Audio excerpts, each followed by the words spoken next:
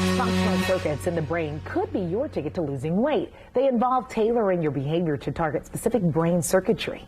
If this sounds a little bit too complicated for you, no worries. Dr. Conor Hogan can break it all down for us. He's the world's leading high-performance socio-psychologist, and he joins us now live from Ireland.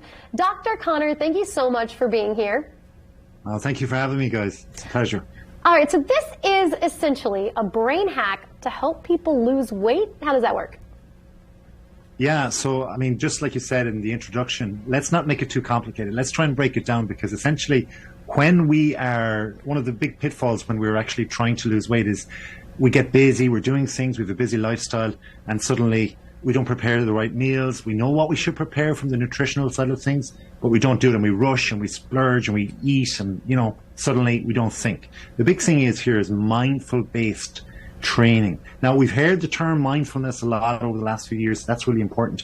But the emphasis I would put on this here is training. Know that you can consciously train or retrain your brain to be conscious in the moment before being hungry, so that you can prepare yourself for preparing food and so on. That sounds like it could work now that I think about it. Right? Putting intention behind it. Okay, so how and why is this hack so powerful? Yeah, so in the last year, there's this study that came out essentially, and it's looking at two of the complex areas like you mentioned before. One is looking at the attention networks of the brain. The clue there, of course, and the weakness that we have when we're eating and putting on weight is attention.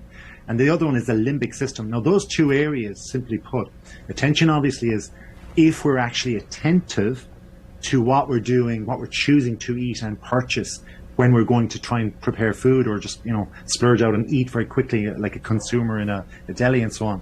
And the second thing is the limbic system. The limbic system is like our ancient brain. So we have to be very, very careful that our like education, our upbringing, our nutritional knowledge and so on is going to dominate, and we're conscious when we're thinking, rather than this limbic, this old side of the brain, which is way back the back of our heads. So it's about being mindful and training ourselves in the moment. Now, sometimes, you know, when I'm extremely cold, I tell myself, or I think of like a really warm place, or I'll tell myself I'm hot or I'm warm, and I convince myself.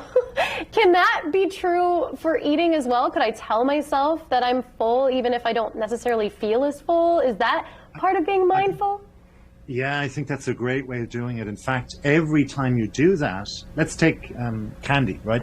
If there's like 10 pieces in the candy, even if you start with just one piece and say, right, I'm full after 9, and then you don't take the last piece, and then you just go, I'm full after 8, and so on. So you're retraining your thought pattern.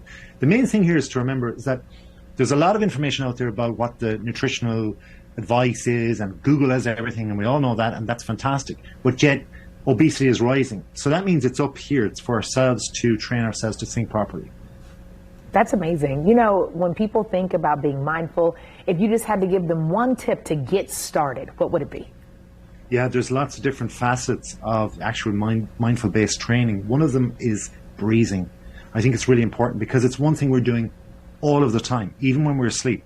So our breathing will change. We won't be conscious of it when we're like choosing food, because there's this like ancient brain that's saying, hey, I'm hungry, so just give me food, whatever's there. So if we calm down our breathing, we're calming down our brain and giving us the ability to think more clearly. All right. Well, viewers can learn more about Dr. Hogan's work by checking out his book, The Gym Upstairs, The Neuroscientific Secrets of Future Champions. Thank you so much, Dr. Conor. Thanks, guys.